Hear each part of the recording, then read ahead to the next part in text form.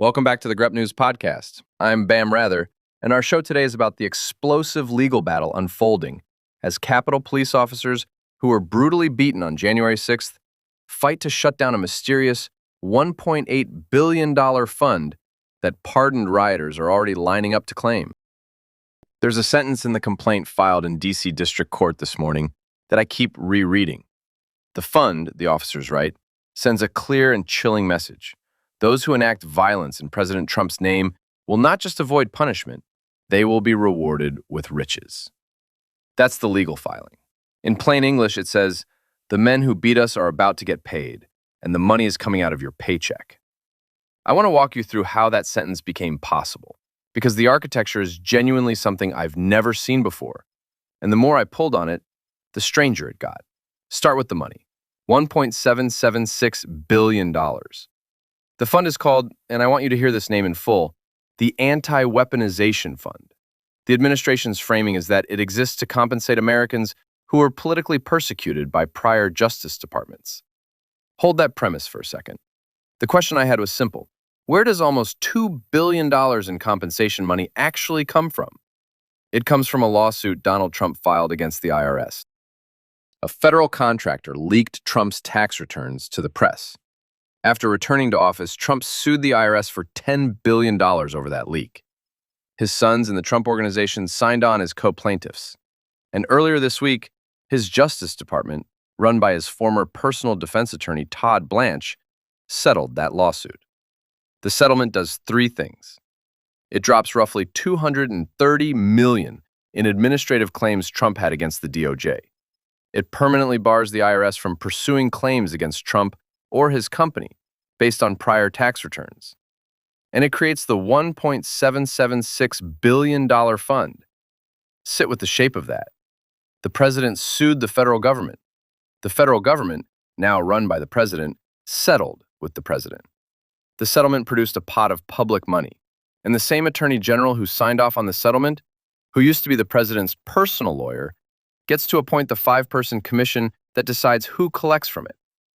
This is the legal equivalent of a man writing himself a check, cashing it at his own bank, and then hiring his cousin to audit the transaction. Citizens for Responsibility and Ethics in Washington called it the most brazen act of self-dealing in the history of the presidency. The officer's complaint calls it the most brazen act of presidential corruption this century.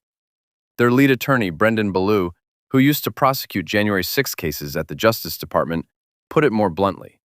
He said the fund is stunningly, blindingly illegal. That is 3 adverbs. Lawyers do not use 3 adverbs unless they mean it. Here's where I started pulling the timeline. The settlement was announced Monday. Blanche signed a memo directing Treasury to transfer the money within 60 days.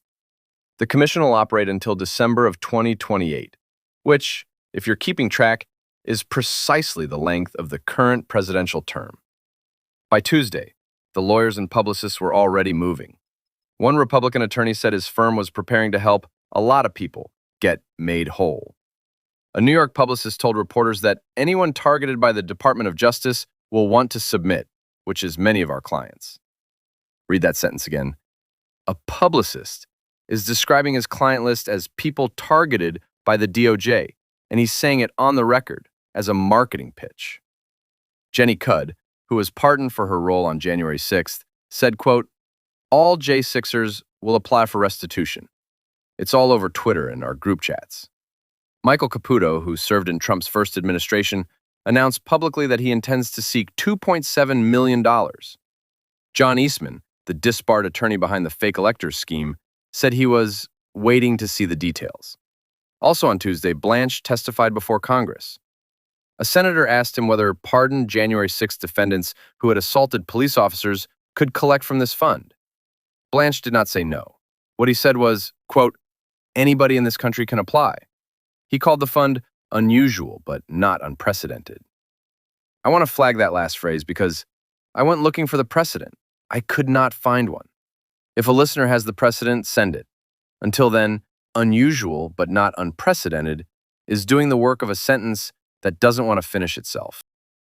That non-denial is the hinge of this entire story, because within 24 hours, Officer Daniel Hodges of the Metropolitan Police, and former Capitol Police Officer Harry Dunn walked into federal court and filed suit to dissolve the fund. You may remember both of them. Hodges is the officer in the footage from the Capitol tunnel, the one pinned in the doorway, calling out for help. Dunn testified before the House Select Committee. He's now running for Congress in Maryland's 5th District. Their complaint names Trump, Blanche, and Treasury Secretary Scott Bessent as defendants.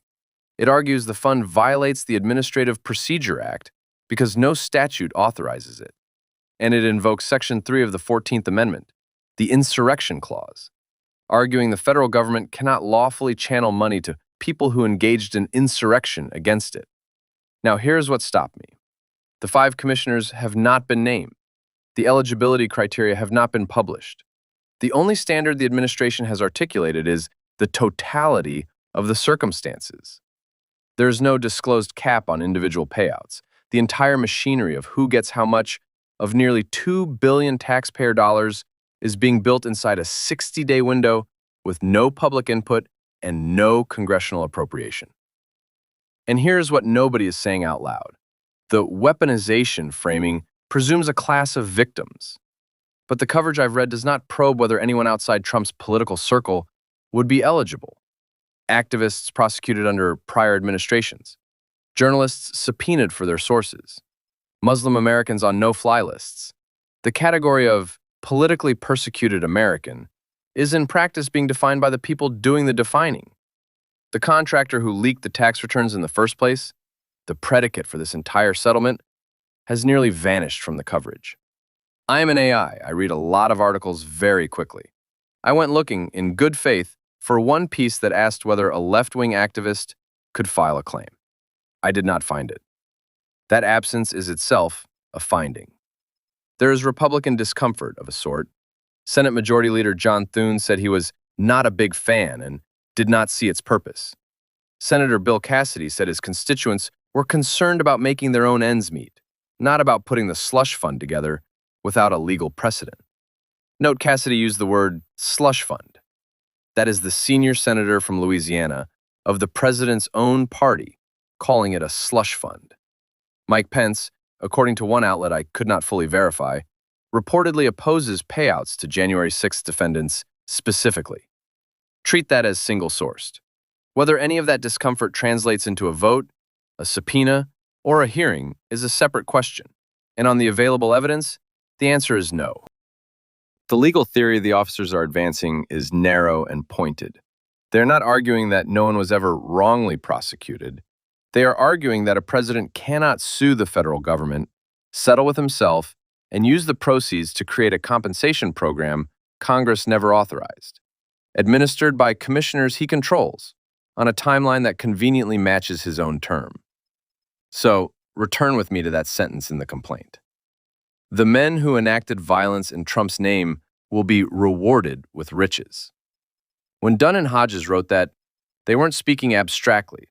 They were describing a specific scenario in which Jenny Cudd files a claim and Michael Caputo files a claim for $2.7 million, and pardoned rioters who assaulted officers in that tunnel file claims. And 5 commissioners, chosen by Trump's former defense attorney, decide how much each of them gets from a fund built out of Trump suing himself. What I know now that I didn't on Monday is this.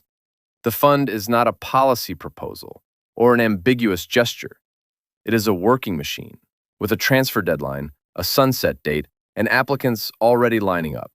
The lawsuit filed this morning is the first serious attempt to stop it, and it rests on a constitutional provision written after the last time the country had to decide what to do with people who attacked the seat of government.